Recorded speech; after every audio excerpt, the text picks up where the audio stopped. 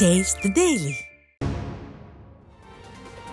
தூத்துக்குடி மாவட்டம் கோவில்பட்டியில் திமுகவை சேர்ந்த 50க்கும் மேற்பட்ட பெண்கள் மற்றும் ஆண்கள் அக்கட்சியில் இருந்து விலகி அதிமுகவில் இணைந்தனர்.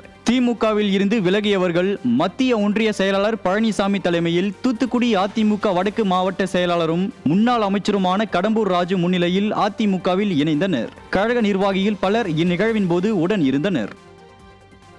தூத்துக்குடி மாவட்டம் கோவில்பட்டி அருகே இலுப்பையூரணி ஊராட்சியில் 20 லட்சம் ரூபாய் மதிப்பீட்டில் உணவு தயாரிப்பு மற்றும் உணவருந்தும் கூடம் கட்டும் பணியினை முன்னாள் அமைச்சர் கடம்பூர் ராஜு தொடங்கி வைத்தார். தாமஸ் நகரில் உள்ள சமுதாய நலக்கூடத்தின் அருகே தொகுதி மேம்பாட்டு நிதியில் இருந்து 20 லட்சம் ரூபாய் மதிப்பீட்டில் உணவு தயாரிப்பு மற்றும் உணவருந்தும் கூடம் கட்டுவதற்கான பணிகளை அதிமுக சட்டமன்ற உறுப்பினர் கடம்பூர் ராஜு தொடங்கி வைத்தார்.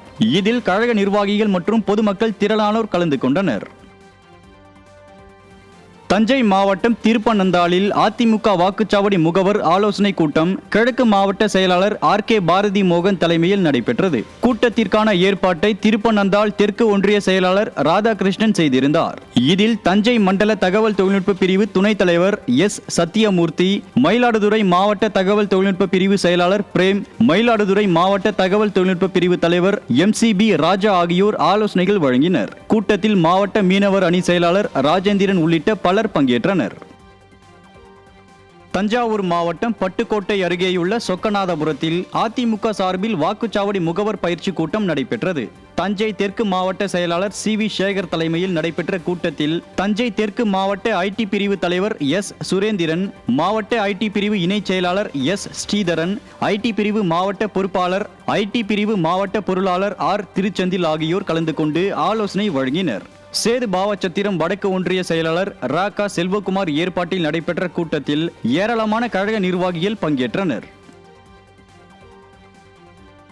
தென்காசி மாவட்டம் கடையநல்லூர் அருகே 10ஆம் வகுப்பில் முதலிடம் பிடித்த மாணவர்களுக்கு அதிமுக சட்டமன்ற உறுப்பினர் ஊக்கத்தொகை வழங்கி பாராட்டினார். பொய்கை அரசு உயர்நிலைப் பள்ளியில் 10ஆம் வகுப்பில் முதல் 3 இடங்கள் பிடித்த மாணவ மாணவிகளுக்கு அதிமுக வடக்கு மாவட்ட துணை செயலாளர் பொய்கை மாரியப்பன் தனது சொந்த செலவில் ஊக்கத்தொகை வழங்கினார். நிகழ்ச்சியில் வடக்கு மாவட்ட கழக செயலாளரும் சட்டமன்ற உறுப்பினருமான கிருஷ்ணமுரளி பங்கேற்று முதலிடம் பிடித்தவர்களுக்கும் துவக்கப்பள்ளியில் 1ஆம் ஆண்டு சேர்ந்த மாணவர்களுக்கும் ஊக்கத்தொகை வழங்கினார். நிகழ்ச்சியில் பலர் பங்கேற்றனர்.